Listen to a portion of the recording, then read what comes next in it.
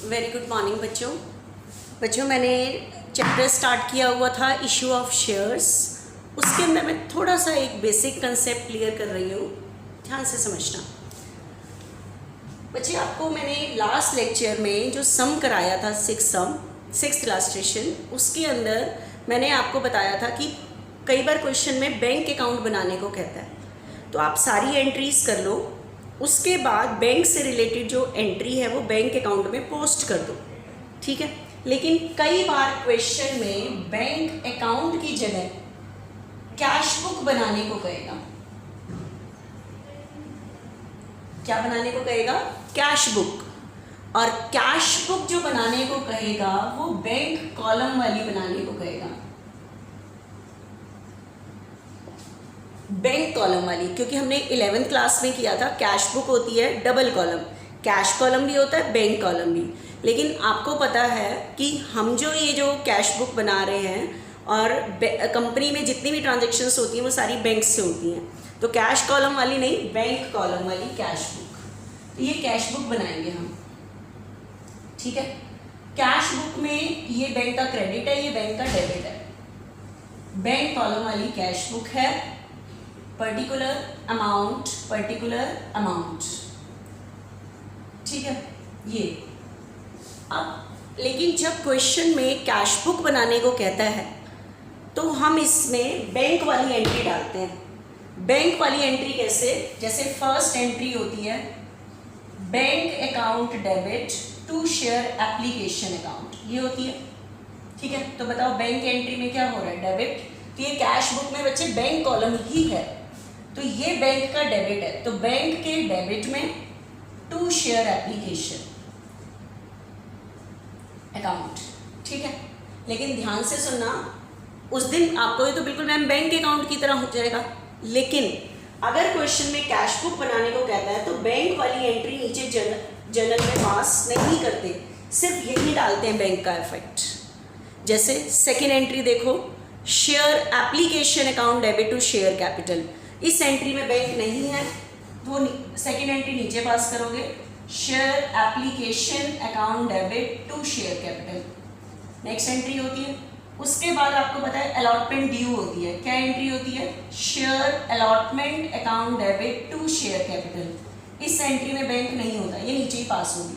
उसके बाद आपको पता है नेक्स्ट एंट्री होती है bank account debit to share allotment. तो इस एंट्री में बैंक है तो बैंक के डेबिट में लिखोगे, तो बैंक के डेबिट में टू शेयर अलॉटमेंट यहाँ लिख दोगे, नीचे पास नहीं करोगे। मतलब जब कैश बुक बनाने को कहता है तो बैंक वाली एंट्री यहाँ पे पास नहीं करनी, डायरेक्ट बैंक कॉलम में डालनी है, मतलब बैंक के डेबिट या बैंक के क्रेडिट में डालनी है। अब आप कहोगे क्यों मैम ऐसा क्यों हो रहा है? ध्यान से सुनना, मैंने आपको 11th क्लास में बताया था, बताना कैश बुक जर्नल का पार्ट है या लेजर का पार्ट है? कैश बुक जर्नल का पार्ट है या लेजर का पार्ट है? आपको ध्यान होगा 11th क्लास में मैंने कहा था on the basis of scale of business there are two types of business, small scale business and large scale business.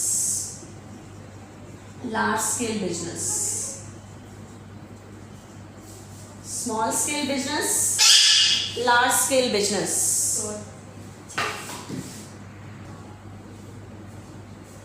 There are two types of business, small scale business and large scale business. आपको पता है जो small scale businessman होता है, जब वो transaction को record करता है सबसे पहले जर्नल में करता है। आपको पता है journal is the book of original entry in which the transactions are written first of all, ठीक है।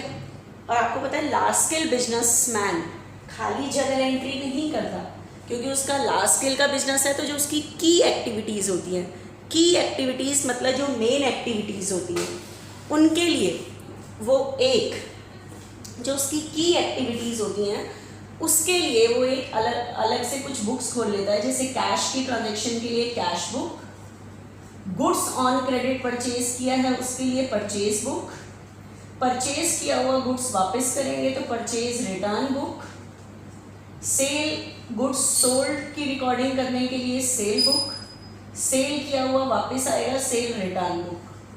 ठीक है। आपको पता है ये जो सारी बुक्स थी ये सब्सिडरी बुक के नाम से चैप्टर था, कैश बुक था, फिर इनके लिए अलग से सब्सिडरी बुक था, लेकिन ये सारी बुक्स जर्नल का ही पार्ट था। और इन जो ट्रांजेक्शन इनमें नहीं आती उसके लिए वो एक खोल देता था जर्नल प्रॉपर। जर्नल प्रॉपर में जर्नल एंट्री ही करते हैं। जो स्मॉल स्केल बिजनेसमैन है वो तो जर्नल एंट्री करता है, लेकिन लार्ज स्केल बिजनेसमैन की एक्टिविटीज के लिए बुक्स खोलता है और बाकी एंट्री जर्नल में करता है। तो कैश बुक तो बच्चे जर्नल का ही पार्ट हुआ ना, तो कैश बुक अगर जर्नल का पार्ट है तो दोबारा जर्नल में एंट्री थोड़ी करोगे, क्योंकि जर्नल एंट्री करने को बोला है और कैश बुक जर्नल का ही पार्ट है। मतलब बैंक वाली एंट्री यहाँ डालनी है, ट्रांजेक्शन को रिकॉर्ड यहाँ करना है। तो जब ये कैश बुक का पार्ट है तो दोबारा जर्नल में क्यों रिकॉर्ड करोगे? लेकिन जो मैंने इलस्ट्रेशन 6 में कराई थी वो कैश बुक नहीं बोला था, बैंक अकाउंट बोला था। बैंक अकाउंट लेजर का पार्ट है, जो उस दिन हमने बनाया था बैंक अकाउंट, उसमें भी बैंक की एंट्री गई थी, लेकिन बैंक अकाउंट जर्नल का पार्ट नहीं है, लेजर का। तो इसलिए पहले सारी एंट्री भी की थी बैंक की, फिर बैंक अकाउंट बनाया था, ठीक है। लेकिन जो कैश बुक है वो जर्नल का ही पार्ट है। तो जर्नल मतलब बैंक कॉलम ही है आपके पास, लेकिन जब यहाँ मैं बैंक वाली एंट्री डाल रही हूँ तो नीचे जर्नल में क्या नहीं करनी है, रिकॉर्ड नहीं करनी है, ठीक है। ये चीज़ ध्यान रखनी है आपने कि जब कैश बुक बनाने को कहता है तो बैंक वाली एंट्री जर्नल में नहीं करनी, बैंक वाली एंट्री कहानी पास करनी, जर्नल में पास नहीं करनी, ठीक है। लाइन से देखते जाना, जो बैंक वाली एंट्री है वो कैश बुक में डालते रहो। लिखने का तरीका वही है जैसे बैंक अकाउंट जैसा था, क्योंकि है तो बैंक कॉलम ही ना, ठीक है। तो देखना नेक्स्ट इलस्ट्रेशन भी यही चीज़ ही है कि आपको क्या बनाने को कहा गया होगा, कैश बुक बनाने को कहा गया होगा जर्नल के साथ ही, ठीक है। तो देखना एक बार,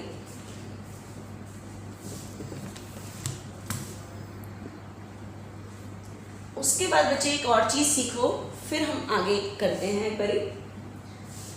आप मुझे बताओ, कंपनी जितने शेयर का इनविटेशन देती है, मान लो कंपनी ने 10,000 शेयर का इनविटेशन दिया है, ठीक है, और 10,000 से ही एप्लीकेशन रिसीव होती है कंपनी में, तो इस सिचुएशन को कहते हैं फुल्ली सब्सक्राइब्ड। फुल्ली सब्सक्राइब्ड, उतने से ही एप्लीकेशन आना। उसके बाद एक और आता है, कंपनी जितने शेयर का इनविटेशन देती है उससे कम एप्लीकेशन आना। उससे क्या आना? कम एप्लीकेशन आना। कंपनी जितने शेयर का इनविटेशन देती है उससे कम एप्लीकेशन आना, that is called under subscription. Come application आना, कंपनी ने इनविटेशन दिया 10 का और एप्लीकेशन रिसीव हुई है 9 से। तो अब मुझे बताओ, जब कंपनी ने इनविटेशन 10 का दिया है लेकिन पब्लिक ने अप्लाई 9 से किया है, तो आप ज़बरदस्ती थोड़ी 10 इशू करोगे। जब लोगों ने खरीदने के लिए एप्लीकेशन ही 9 से भेजी है तो पूरा सम आपको 9 से ही करना पड़ेगा, ठीक है। तो आप जो पूरा सम करोगे वो 9 से ही करोगे। तो इलस्ट्रेशन 9 में यही चीज़ है, कम से एप्लीकेशन आ रही है, ठीक है। उसके बाद कंपनी जितने शेयर का इन्विटेशन देती है उससे फालतू एप्लीकेशन आना, इस सिचुएशन को कहते हैं ओवर सब्सक्रिप्शन, ठीक है, ओवर सब्सक्रिप्शन। क्लियर?